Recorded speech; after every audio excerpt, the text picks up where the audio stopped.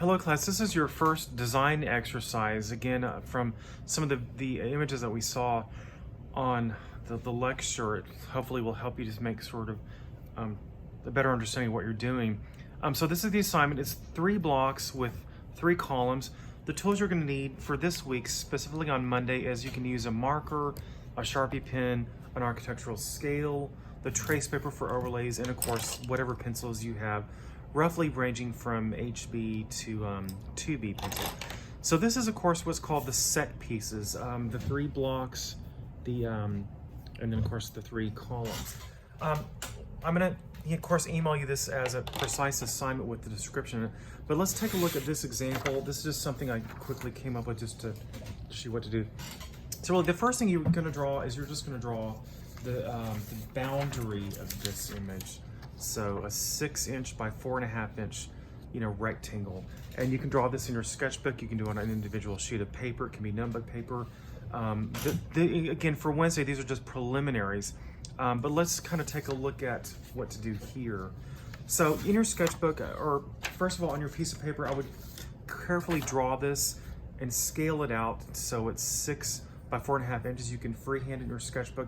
You can hardline it, whatever. The first couple of rounds you're simply just going to be showing how to get these blocks into take the perimeter and figure out how to arrange these little blocks of columns into design a space. So the worst thing to do in this one is to take the blocks like this, like that, redraw them to scale, and put everything at the center. Well, that's really not a space because you really don't have, you kind of have to imagine it as a space you can possibly walk through, a large urban plan. And I had you look at the site plan or images of Rome, Italy, Siena, Italy, Florence, Italy. Those are some wonderful European plans that have very similar conditions in the city like this.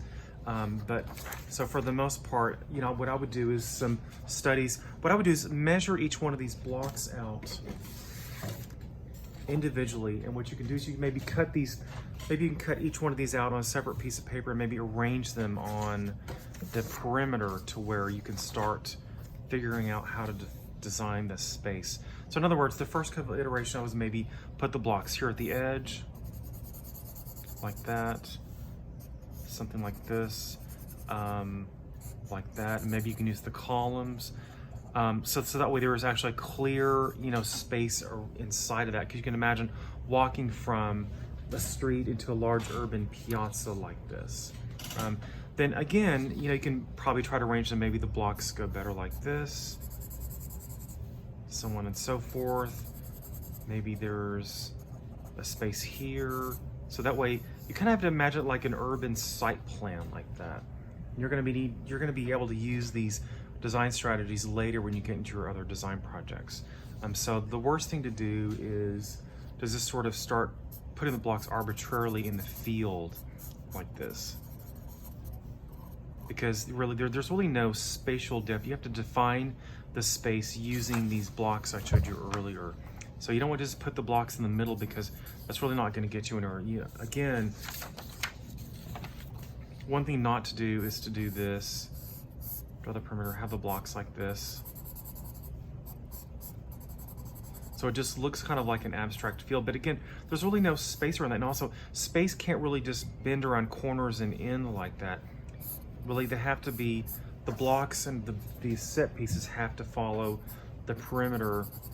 So you can try to design the largest space possible using those pieces, so on and so forth. So when I look at this, I should be able to see the space can turn and maybe be occupied in that one little volume of space there. One thing not to do is make sure that the blocks really should not touch each other. You don't want to just have a space like this and then have them aligned like that. They really all have to be completely separate. There should be a field of openings between each block. You can use the columns to define the space on the edges here. You don't really just put columns in the middle, because that doesn't really just do anything for a space. Really, a space that we're looking for is a void, a clear, open space where if you have, like again, you can imagine it like kind of an urban space outdoors. We have this large piazza and there's columns that define each space. So definitely not something like this where the blocks are just here in the center. They really don't do anything. They're not associated with the edges. Okay, so again, you know, what I would do is start off drawing the perimeter field like this. And I would do some overlays with trace paper. Of course, you have to measure out each block individually. And then what you can do is when you have the blocks measured out, you can start doing studies of what this could look like. You know, where do the columns go? How do the columns benefit the space? Are they at the edges? Do they define the room? So on and so forth. Just several different overlays showing me on Wednesday what you sort of, the sort of best use of the blocks with the perimeter boundary to create an outdoor space. You can look at some studies by Michelangelo. There's tons of European plans where you don't see objects in the middle of the field. Piazza Farnese in Rome is a good example of that. Most of the European cities, you're not going to find a lot of information in United States cities because we really don't have conditions like this. So again, with this, with these set pieces, you can either cut these out, redraw them, make sure that in each one of the sketches you show the boundaries, the 6" by 4.5" perimeter, and then you're just going to doing sketches showing you how those blocks appropriately define a space inside that field. Then of course I'll email you the assignment with the specifics. Make sure that you do draw the assignment with these particular dimensions. It's very important. So you're going to need, you know, your scale, the trace paper, preferably an adjustable triangle, pencils, a Mark-Slot pen. The final drawing that's due on Friday will be a nice drawing on vellum or Strathmore using a marker, possibly the Micron pens. The outdoor perimeter is going to be drawn with an ink pen. The inside will be filled with graphite.